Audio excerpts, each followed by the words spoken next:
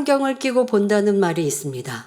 자신이 가진 선입견이나 편견을 가지고 사물이나 사람을 바라본다는 뜻이지요. 이런 사람은 왜곡된 시각으로 보기 때문에 사물의 본질을 제대로 파악하지 못하며 쉽게 다른 사람을 오해하고 판단합니다. 바로 욥을 바라보는 엘리후가 이러한 사람이지요. 엘리후는 하나님은 결코 의인을 어렵게 하시는 분이 아니다 라는 틀과 자기 상식 안에서만 욥을 바라보기 때문에 판단 정죄가 계속되고 있습니다. 그의 그릇된 가르침과 지적은 욥에게 깨우침을 주는 것이 아니라 오히려 괴로움만 더해 주었지요. 본문을 보면 엘리후는 계속해서 자기보다 나은 욥을 판단 정죄하며 가르쳐 나갑니다. 욥기 33장 27절 28절에 그가 즉 욥이 사람 앞에서 노래하여 이르기를 내가 전에 범죄하여 시비를 바꾸었으나 내게 무익하였었구나. 하나님이 내 영혼을 건지사 구덩이에 내려가지 않게 하셨으니 내 생명이 빛을 보겠구나 하리라 말합니다. 이는 무슨 뜻일까요? 욥이 만일 하나님의 은혜를 입고 몸이 고통에서 벗어난다면 많은 사람들 앞에서 다음과 같이 노래하게 될 것이라는 말입니다. 내가 전에는 악해서 많은 범죄를 하고 친구들과 하나님 앞에 시시비비를 했지만 모든 것이 무익한 것이었다네. 그런데 엘리후의 말을 듣고 내가 회개하여 조그만 선한 일을 행하니 천사가 이것을 하나님께 보고하였지. 마침내 하나님이 내 영혼을 사망의 구덩이에서 건져내시고 새 생명을 주셨다네 라고 노래할 것이라 말하는 것입니다. 엘리후는 하나님의 이름까지 팔면서 마음껏 욥을 판단 정죄하며 헤아리고 있습니다. 이런 말을 듣는 욥의 마음이 얼마나 기가 차겠습니까? 엘리후의 눈에는 욥의 모든 것이 거짓되고 악하게 보였습니다. 그러니 욥 내가 한 가지라도 회개하고 돌이킨다면 하나님께서 너를 구덩이에서 구원해 주시고 다시 생명을 주실 것이다 라는 결론까지 지어서 알려주고 있는 것입니다. 결론은 오직 하나님의 소관인데 감히 엘리후가 하나님의 자리에 앉아 있는 것이지요. 엘리후는 자기 생각 속에서 진리를 말한다고 했지만 진리로 비추어 보면 하나도 옳은 것이 없으며 욥의 감정만 상하게 할 뿐이었습니다. 여기서 우리는 무엇을 깨달아야 할까요? 엘리후와 같은 사고 방식으로는 절대로 상대를 변화시킬 수도 유익을 줄 수도 없다는 사실입니다. 설령 진리의 말씀이라 해도 그것이 성령의 주관이 아닌 육신의 생각 속에서 나온 것이라면 상대에게 화평과 기쁨을 주는 것이 아니라 오히려 힘듦과 고통을 줄 뿐이지요. 엘리후는 계속해서 하나님의 일을 자기 생각에 끼워 맞추어서 설명합니다. 욥기 33장 29절부터 30절에 하나님이 사람에게 이 모든 일을 제삼 행하심은 그 영혼을 구덩이에서 끌어돌이키고 생명의 빛으로 그에게 비추려 하심이니라 했지요. 앞서 엘리후는 하나님께서는 욥처럼 악이 많은 사람이라도 작은 선을 행하였을 때 그를 구덩이에서 끌어내고 구원하신다 했습니다. 그리고 하나님께서 이런 일을 2번, 3번 되풀이하는 이유가 있는데 그것은 그에게 생명의 빛을 비추시기 위함이라는 것입니다. 그러나 우리 하나님은 이렇게 얄팍한 것으로 사람에게 역사하시는 분이 아니라는 사실을 알아야 합니다. 시편 112편 4절에 정직한 자에게는 흑암 중에 빛이 일어나나니 그는 어질고 자비하고 의로운 자로다 말씀했습니다. 이처럼 하나님은 정직한 자에게 공의를 나타내시고 의로운 자에게 빛을 발하게 하심으로 많은 사람들이 그 빛을 보고 따라오게 하십니다. 즉 하나님은 공의 가운데 역사하시는 분이지 죄악이 많은 사람이 조그마한 선행 하나를 행한다 해서 축복해 주시는 분이 아닙니다. 하나님은 우리가 모든 악에서 돌이켜 빛 가운데 나오기를 원하시며 그렇게 인도하시는 분입니다.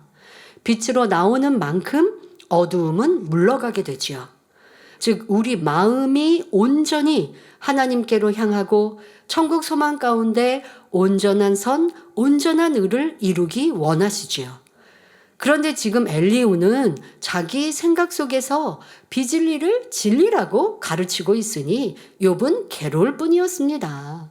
자, 너무나 타당치 않은 말에 어이가 없어진 욥은 더 이상 잠잠히 있을 수가 없었기에 대꾸하려고 했습니다. 그러자 엘리후는 즉시 욥의 말을 가로막습니다. 욥기 33장 31절에 욥이여 귀를 기울여 내게 들으라 잠잠하라 내가 말하리라 하지요. 즉 아무 소리 하지 말고 내 말 끝까지 들어 이렇게 말하고 있는 것입니다. 욥보다 나이가 한참 어린 사람으로서 참으로 무례하고 교만한 모습이지요. 존경받는 위치에 있던 욥이 비참해져 있으니 엘리후는 의기양양 기고만장하여 욥에게 호통을 치고 있습니다. 뿐만 아니라 욥기 33장 32절 33절에 만일 할 말이 있거든 대답하라. 내가 너를 의롭게 하려 하노니 말하라. 만일 없으면 내 말을 들으라. 잠잠하라. 내가 지혜로 너를 가르치리라 합니다. 엘리후가 욥을 얼마나 무시하고 얕보았으면 욥을 가르치겠다고 말하겠습니까? 자신의 지혜로 욥을 가르쳐 의롭게 만들겠다고 하지만 이는 자기 생각일 뿐 참 지혜가 아닙니다.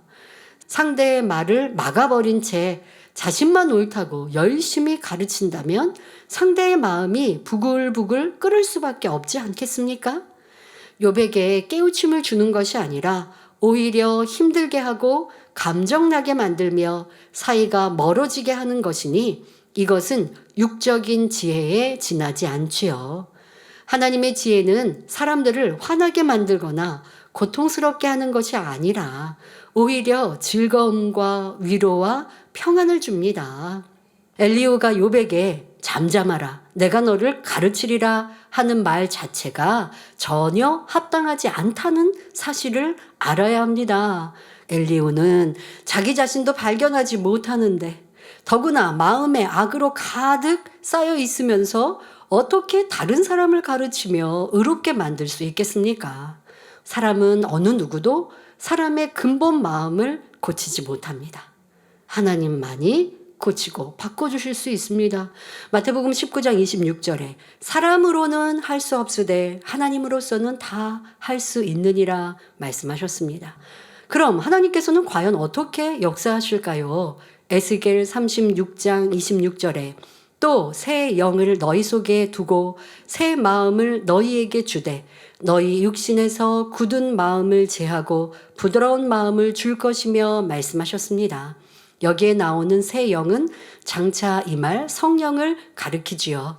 성령이 오시면 사람들의 죄로 물든 굳은 마음을 부드럽게 개간해 주신다는 말씀입니다. 성령이 우리 마음을 주관하여 죄와 악을 깨닫게 해주시고 우리가 불같은 기도와 금식으로 하나님께 구할 때 하나님께서는 위로부터 은혜와 능력을 공급해 주심으로 마음을 아름답게 개조해 주시지요. 그러므로 여러분이 자신을 발견할 수 있는 것도 진리의 사람으로 변화되는 것도 오직 하나님의 은혜임을 알아야 합니다. 이제부터 살펴볼 34장에서는 엘리후의 자기 착각과 오만함이 더욱 적나라하게 드러납니다. 욥기 34장 1절 2절에 엘리후가 말을 이어 가로되 지혜 있는 자들아 내 말을 들으며 지식 있는 자들아 내게 귀를 기울이라 말합니다. 엘리후가 지혜 있는 자들아 들으라 라고 한 것은 욥과 그의 친구들과 주변 사람들을 향하여 한 말입니다. 지혜롭다고 자부하는 분들이여 나는 당신들보다 더 지혜롭고 지식이 많으니 당신들은 내 말을 듣고 배우시오 이렇게 말하고 있습니다. 지금 엘리후는 자기 착각 속에 빠져 상대를 완전히 무시하고 있습니다. 자기의 지혜와 지식이 최고인 줄 알고 연장자들을 우습게 여기고 있으니 얼마나 거만한 모습입니까? 그는 지혜와 지식을 운운하며 자기 말을 들으라고 말하지만 실상은 지극히 얕은 사람의 지혜와 지식과 자기 감정 속에서 나오는 말입니다. 그러니 상대의 마음을 상하게 하고 혼란에 빠뜨리며 힘들게 할 뿐이었지요. 참된 지식이란 하나님께서 주시는 진리의 지식을 말합니다. 무엇보다 진리인 하나님의 말씀을 양식 삼아야 합니다. 그런데 이 말씀의 지식은 머리로만 기억해서 소유할 수 있는 것이 아니라 마음에 이룰 때라야 소유할 수 있습니다. 성경 66권을 다 암송한다 해도 이것을 머리로만 알고 있다면 오히려 판단, 정죄나 교만과 같이 하나님의 뜻과 반대되는 행함으로 나오게 되지요. 반드시 말씀을 마음에 이루고 실제로 삶에 적용할 때 건강은 물론 각종 사고와 위험으로부터 지켜주시며 가정이나 사업터, 일터에서 들어와도 나가도 복을 받게 됩니다. 또 잠언 1장 7절에 여호와를 경외하는 것이 지식의 근본이라 말씀하셨으니 여호와를 경외하면 참된 지식을 얻게 됩니다. 하나님을 경외한다는 것은 악을 미워하고 하나님의 계명들을 지켜 행하며 하나님을 전폭적으로 믿고 신뢰함으로 하나님께 나아가는 것을 말합니다. 지혜도 크게 두 가지로 나눌 수 있습니다. 사람의 경험과 학문을 통해 얻는 일반적인 지혜와 하나님께서 주시는 참된 지혜입니다. 우리가 생활하는 데는 일반적인 지혜도 필요하지만 그것만으로는 성공과 행복을 보장할 수 없습니다. 예를 들어 사업에 성공하여 부유한 복은 누린다 해도 배우자와 자녀의 마음은 알지 못하니 가족들이 서운해하고 불행하다 생각할 수 있습니다. 세상에서는 성공했다 할지라도 가족의 행복이 없으니 참으로 복되다 할 수 없지요. 이는 세상 지혜만 있기 때문입니다. 하지만 하나님께서 주시는 지혜는 하나님의 지식 곧 진리 말씀을 바탕으로 하기에 어떤 문제도 능히 해결할 수 있습니다. 이런 하늘의 지혜를 얻으려면 무엇보다도 내 생각만 옳다는 틀과 이론을 깨트려야 합니다. 세상에서 온 지식들은 하나님의 진리와 맞지 않는 것이 많기 때문입니다. 이 세상의 것들을 통해 누릴 수 있는 행복은 하나님의 자녀들이 영원한 천국에서 누리게 될 행복과는 비교할 수도 없습니다. 그러므로 우리가 참된 지식과 지혜를 얻는 것은 너무나 중요합니다. 세상의 지혜로 행하는 것은 처음에는 일이 잘 풀려나가는 것 같다가도 나중에는 좋지 않은 결과를 얻는 경우가 많습니다. 하나님을 경외하여 악은 모양이라도 버리고 성결을 이루는 것이 곧 하나님의 지혜를 얻는 길입니다. 그런데 우리가 세상에서 입력된 내 생각과 이론, 교만을 다 깨트려 버리고 예수 그리스도에게 복종시킬 때 세상 사람들은 미련하다고 할 수도 있습니다.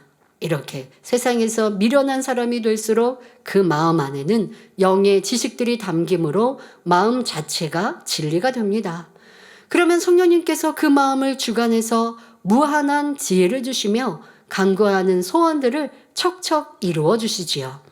세상 지식이 없는 사람이라도 지혜와 지식의 근본 되시는 하나님께서 성령의 감동 감화로 깨달음을 주시기 때문에 누구보다 똑똑하고 지혜로운 사람이 될 수 있습니다. 무엇보다도 하나님의 지식은 영생과 직결됨을 잊지 마시기 바랍니다. 그러니 골로새서 2장 3절에 그 안에는 지혜와 지식의 모든 보화가 감추어 있다 하신 말씀을 기억하여 하나님의 말씀을 더욱 사모하며 생명보다 귀히 여기시길 바랍니다. 오늘 말씀을 통해 우리가 명심해야 할 것은 첫째, 자기 자신을 바로 알므로 착각 속에 빠지는 일이 없어야 한다는 것입니다. 자기 자신을 알지 못하는 사람은 엘리후처럼 분수에 맞지 않는 말과 행동을 합니다. 이런 사람은 자기의 지식과 지혜 또는 경험 안에서 깨달은 것을 100% 옳다고 주장하므로 큰 실수를 낳는 것이지요. 둘째, 참된 지식과 지혜를 소유해야 한다는 것입니다. 참된 지식은 하나님의 말씀에서 나오는 영적인 지식입니다. 또한 세상의 지혜와 지식을 버리고 하나님의 진리를 깨닫는 것이 진정한 지혜이지요. 세상 사람들은 하나님의 말씀에 따라 속옷을 달라 하면 겉옷까지 내어주고 오른밤을 치면 왼밤도 되어주며 악을 선으로 갚는 모습을 보면 미련하다고 말하지만 하나님께서 보실 때는 이것이 참된 지혜입니다. 말씀을 의지하며 순종하는 삶이 진정한 축복을 받는 비결이며 진리 안에서 강한 자가 되는 지름길이지요. 그러므로 우리 성도님들은 범사에 지혜와 지식의 근본 되시는 하나님만 전폭적으로 의뢰하심으로 진정한 축복의 주인공이 되시기를 주님의 이름으로 축원합니다.